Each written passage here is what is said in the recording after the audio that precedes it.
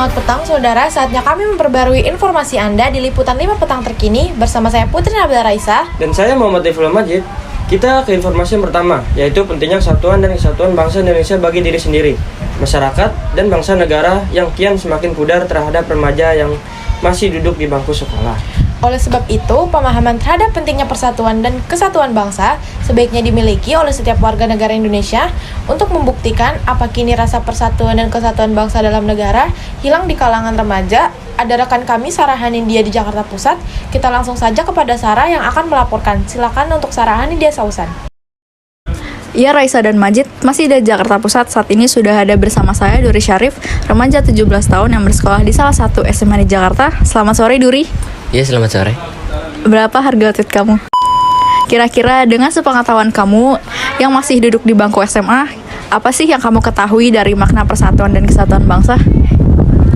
Saya nggak tahu, mungkin biar nyatu aja bangsanya.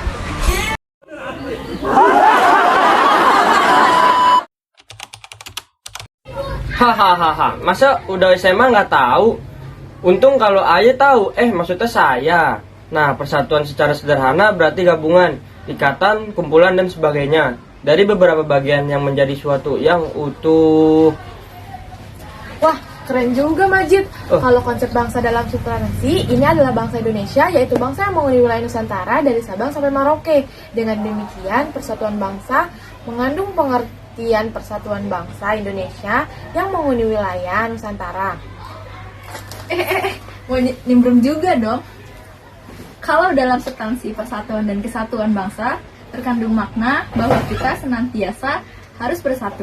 Konsep kesatuan yang kita anut meliputi aspek alamiah, yaitu konsep kewilayahan, dan aspek sosial seperti politik, sosial, budaya, ekonomi, pertahanan, dan keamanan.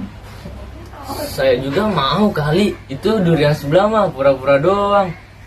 Kesatuan wilayah meliputi darat, laut, dan udara. Kebulatan ini sesuai dengan politik kewilayahan yang kita anut. Nah, kalian di sini tahu nggak apa? Tahu dong. Emang apa? Wawasan Nusantara. Berdasarkan konsep wawasan Nusantara, negara kita memiliki karakteristik yang pertama, yaitu negara kepulauan yang pengertiannya adalah suatu wilayah lautan yang ditaburi pulau-pulau besar dan kecil. Yang kedua, konsep utamanya adalah manunggalnya wilayah laut, darat dengan wilayah udara.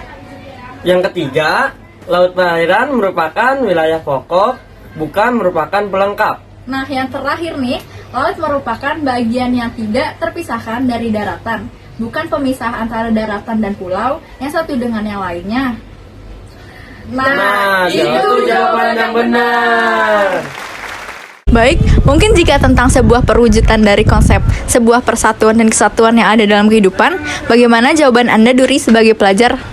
Duh kak, maknanya aja saya nggak tahu, apalagi perwujudannya. Duh, kalian nggak nonton ini kalau ditanya nggak boleh jawab kayak gitu ya. Emang harusnya jawab apa, Jid?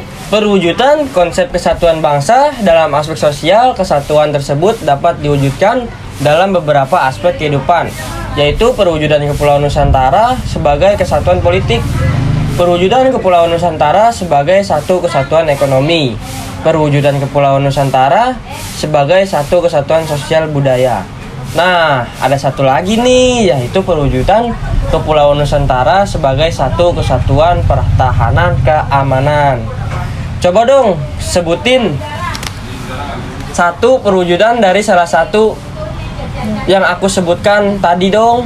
Nggak tahu deh, banyak banget. Tapi mau jawab, perwujudan yang dalam politik yaitu bahwa keutuhan wilayah nasional dengan segala isi dan kekayaannya merupakan satu kesatuan wilayah, wadah, ruang, hidup, dan kesatuan mitra seluruh bangsa serta menjadi modal dan milik bersama bangsa. Yuk kita muncul lagi yuk, kayaknya pembahasannya lagi seru. Kita lanjut nggak nih, Dur? Yuk lanjut dong, ya nggak ya, kata orang sekarang mah. Contoh perwujudan dalam kesatuan ekonomi itu, contohnya bahwa kekayaan wilayah Nusantara, baik potensial maupun efektif, adalah modal dan milik bersama bangsa. Keperluan hidup sehari-hari harus tersedia merata di seluruh wilayah tanah air. Nah, kalau tentang sosial budaya, gimana, Dur? Nah, kalau sosial budaya bisa dengan cara bahwa masyarakat Indonesia adalah satu.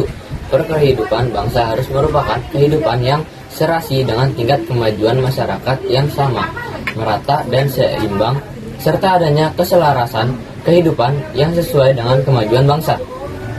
Nah, yang terakhir, ada dalam pertahanan keamanan itu perwujudannya bahwa tiap-tiap warga negara mempunyai hak dan kewajiban yang sama di dalam pembelaan negara. Nah, bukan cuma itu aja, ternyata konsep yang tercakup selanjutnya dalam substansi persatuan dan kesatuan bangsa, yaitu integrasi nasional. Nah, apa sih itu integrasi nasional, Sar? Proses penyesuaian, Sar. Ih, betul banget. Integrasi sendiri dapat diartikan sebagai suatu proses penyesuaian di antara unsur-unsur yang berbeda untuk menghasilkan keserasian dalam kehidupan masyarakat.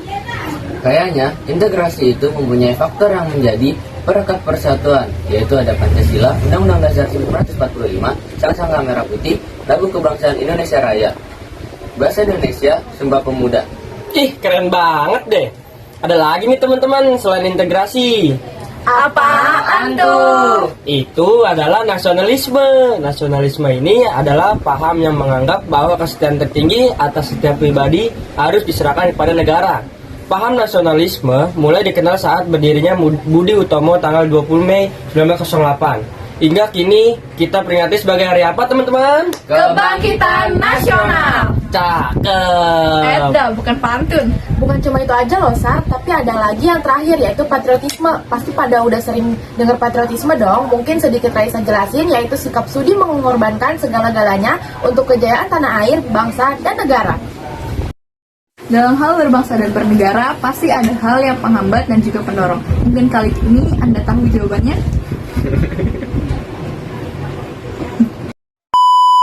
Ya ampun, capek deh. Sama deh, karena juga capek. Yuklah kita bahas lagi bareng-bareng. Yuk! Yuk dong. Faktor pendorong persatuan dan kesatuan bangsa Indonesia ini ada 3 aspek, yaitu apa aja, Majid? Sumpah Pemuda, Pancasila. Pasti terakhirnya semboyan Bhinneka Tunggal Ika.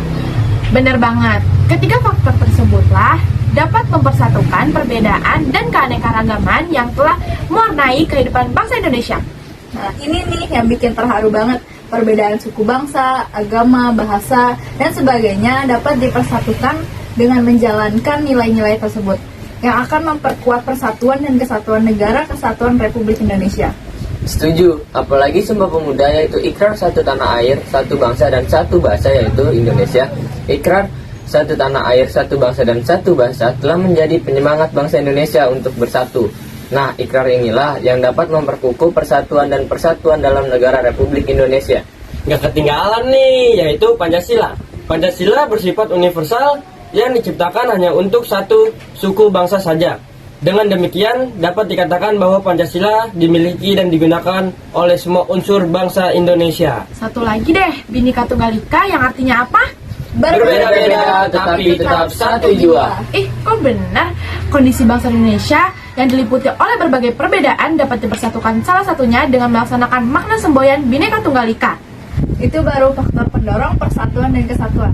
Kalau ada naik, ada apa? Turun. Kalau ada pendorong, ada apa? Penghambat. Hambatannya apa aja sih? Agak bingung deh. Iya, setiap kemajuan pasti selalu ada penghambat. Kita juga sering melihat berbagai peristiwa yang selalu berlawanan arah dengan hal yang baik. Di sini ada faktor penghambat yang mungkin akan berpotensi menghambat persatuan dan kesatuan bangsa Indonesia, yaitu kebinekaan atau keberagaman pada masyarakat Indonesia. Geografis, munculnya gejala etnosentris, melemahnya nilai budaya, pembangunan yang tidak merata. Wah, gak nyangka keberagaman bukan hanya sekedar pendorong, tapi juga menjadi faktor penghambat. Keberagaman tersebut dapat mengakibatkan munculnya perbedaan pendapat yang memicu lepas kendali, tumbuhnya perasaan kedaerahan yang berlebihan yang dapat memicu terjadinya konflik antar daerah atau antar suku bangsa. Kalau geografis, mungkin karena terdiri dari banyak pulau dan memiliki karakteristik yang berbeda-beda. Nah, kalau etnosentris ini kalau nggak salah artinya membanggakan budayanya dan menganggap rendah budaya suku bangsa lain. Melemahnya nilai budaya juga loh, karena akibat kuatnya pengaruh budaya asing yang tidak sesuai dengan kepribadian bangsa. Dengerin dong, terakhir nih, percaya. Pembangunan yang tidak merata ini mungkin terjadi tanpa kita sadari, dapat menimbulkan kesenjangan dalam berbagai bidang. Mungkin kalau tidak diselesaikan dapat memperlemah persatuan dan kesatuan bangsa. Nggak jadi nanya lagi deh. Kembali ke studio Raisa dan Majid.